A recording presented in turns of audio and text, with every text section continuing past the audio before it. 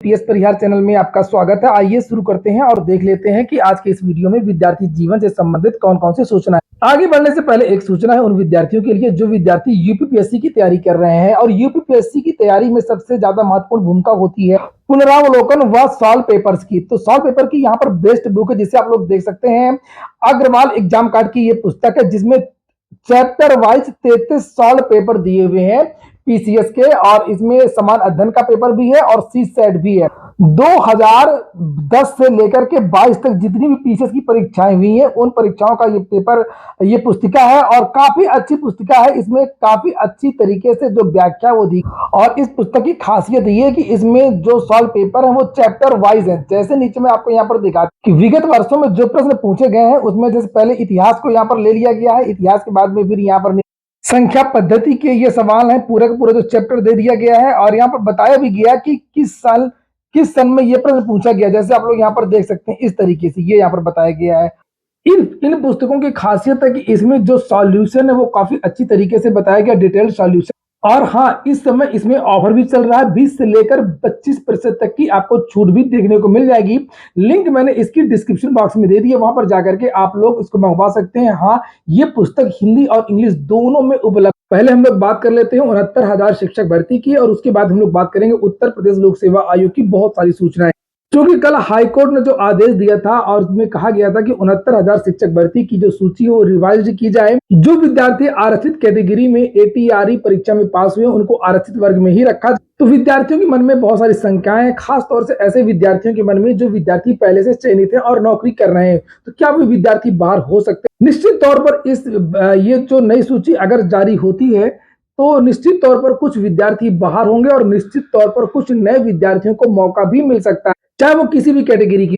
यहाँ पर सरकार का यह भी मानना है कि अगर हाईकोर्ट के आदेश के अनुसार चयनित सूची में बदलाव हुआ तो बहुत बड़ा उलटफेर हो जाएगा, जो आसान दिखाई नहीं दे रहा है। इतना ही नहीं, अगर सूची में बदलाव हुआ तो कई शिक्षकों के जिलों में भी बदलाव होगा, कई शिक्षकों की नौकरी भी जा सकती है। महानिदेशक स्कूल शिक्षा विजय किरण आनंद का भी बयान आया है, लिखा कि विभाग फैसले का कर रहा है अध्ययन। विजय किरण आनंद 69,000 शिक्षक भर्ती को लेकर के हाईकोर्ट की ओर से दिए गए निर्देश का विभाग अध्ययन कर रहा है।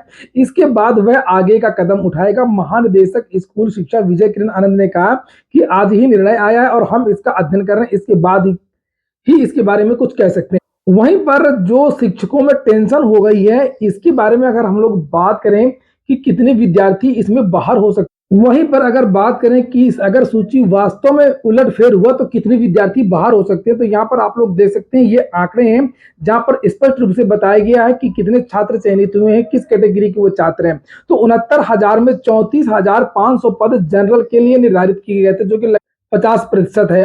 और यहाँ पर नीचे लिखा हुआ है कि 34,500 जनरल के थे, उसमें से जनरल के केवल 19,805 विद्यार्थी चयनित हुए। आयोग ने जो जवाब दाखिल किया था कोर्ट में उसके अनुसार ओबीसी के 31,605 विद्यार्थी चयनित हुए और एससी के 16,000।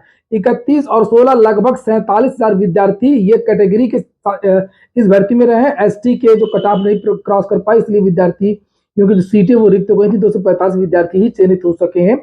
इसमें भी ओबीसी के छात्रों का यह कहना है कि आरक्षित वर्ग के जो छात्र हैं वो केवल 3.5%। आप लोगों ने भी सुना होगा कि हमेशा ओबीसी की तरफ से यह कहा गया कि केवल 3.5% रिजर्वेशन दिया गया है, 27% नहीं दिया गया है।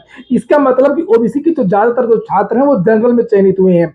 इसमें से मतलब लगभग 27,000 या 20,000 जो भी छात्र है, इसमें से ऐसे छात्र जिनका 90 से लेकर के 97 के बीच में नंबर है, वे विद्यार्थी अपनी कैटेगरी में वापस जाएं।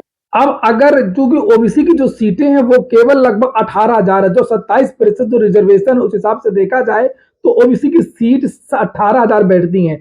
18,000 में तो ये विद्यार्थी जो 31,000 जो विद्यार्थी चयनित हुए हैं, इनमें से लगभग 27,000 या 20,000 के आसपास या ज्यादा विद्यार्थी ही होंगे, क्योंकि 3.5% ही रिजर्व कैटेगरी के, बाकी जनरल के हैं। तो ये जो विद्यार्थी जो इसमें नहीं आएंगे तो वो विद्यार्थी ओबीसी बाहर हो सकते हैं। या और हाँ, एक बात और कि जो सामान्य वर्ग की जो सीट खाली होगी, जो ये 90-97 वाले विद्यार्थी अपने कैडर में जाएंगे, तो सामान्य वर्ग की जो कैटेगरी है उसमें कौन आएगा? उसमें ओबीसी के भी विद्यार्थी आ सकते हैं, उसमें जनरल के भी आ सकते हैं और उसमें एसटी एससी भी आ सकते हैं, लेकिन केवल वो विद्यार्थी आएंगे जिनके नंबर 97 से ज्यादा हो। तो निश्चित तौर पर कुछ नए विद्यार्थियों को मौका मिलेगा, भले ही उनका टोटल गुणांक कम हो, लेकिन 97 से अगर ज्यादा सुपर टेट में नंबर है तो उन नए विद्यार्थियों की भी नौकरी लगना। देखते हैं आगे क्या होता है। अब हम बात करेंगे उत्तर प्रदेश लोक सेवा आयोग की। इस समय ट्विटर अभियान लगातार चल रहा है एपीएस भर्ती के लिए। अगर आप लोगों ने ना किया हो तो जल्दी से ट्वीट कर दीजिए।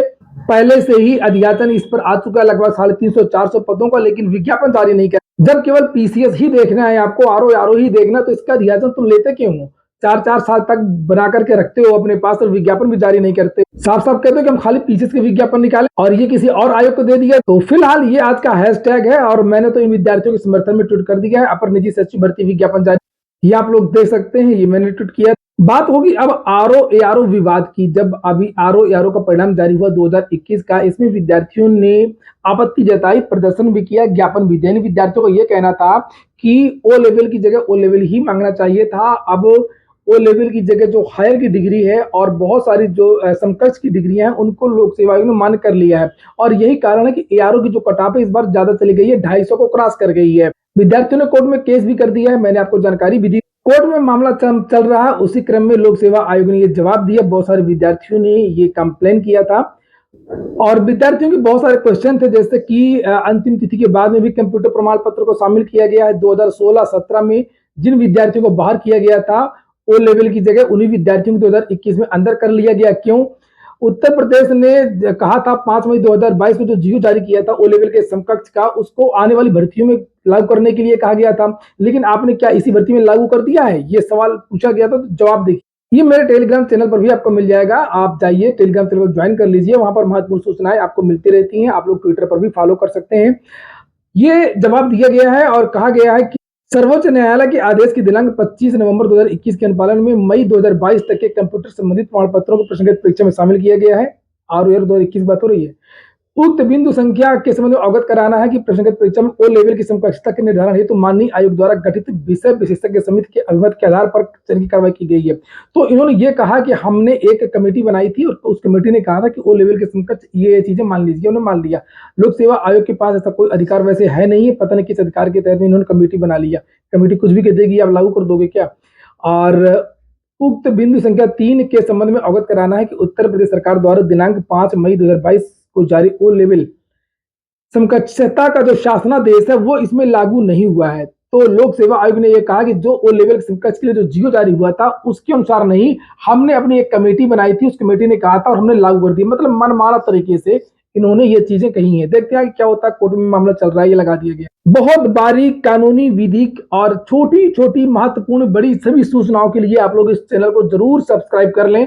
और अगर आप लोग उत्तर प्रदेश के हैं तब तो आपको ये चैनल सब्सक्राइब ही करना चाहिए। यहाँ पर लोक सेवा आयोग की एक और अपडेट है कि 31 मार्च तक आप लोग वन टाइम ओटीआर करवा लें, नहीं तो फिर बाद में भविष्य में समस्या हो सकती है, क्योंकि कोई भी विज्ञापन, कोई भी आवेदन प्रक्रिया बिना ओटीआर के 31 मार्च के बाद नहीं। पॉलिटेक्निक 22 कोर्स की 19,000 सीटें खत्म की जाए। कौन कौन से पाठ्यक्रम वो चिन्हित किए गए जहां पर कोई प्रवेश नहीं हुआ, शून्य व कम प्रवेश वाले पाठ्यक्रम चिन्हित किए गए हैं और इस पर डिसीजन लिया गया। जब नौकरी ही नहीं मिल पा रही है तो लोगों ने सब बंद कर दिया है और कोई कोर्स वोर्स का। इसी तरीके से डीएलएड बीटीसी भी बंद कर। इग्नू की लास्ट डेट बढ़ा दी गई है, 20 मार्च तक आप लोग आवेदन कर सकते हैं किसी भी कोर्स में अगर आप लोग एडमिशन लेना चाहते हैं। टीजीटी पीजीटी में निदेशालय में विद्यार्थियों ने प्रदर्शन किया और विद्यार्थियों ने नियुक्ति की मांग।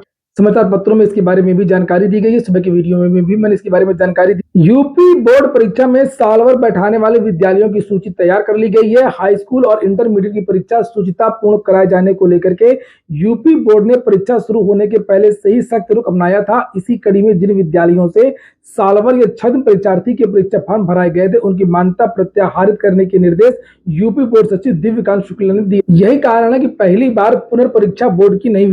ठीक है दोस्तों, ये हो गया आज का वीडियो। वीडियो को अच्छा लगा, काम को तो लाइक अवश्य कर दिया करें। पूरा वीडियो सुनने के लिए बहुत बहुत धन्यवाद।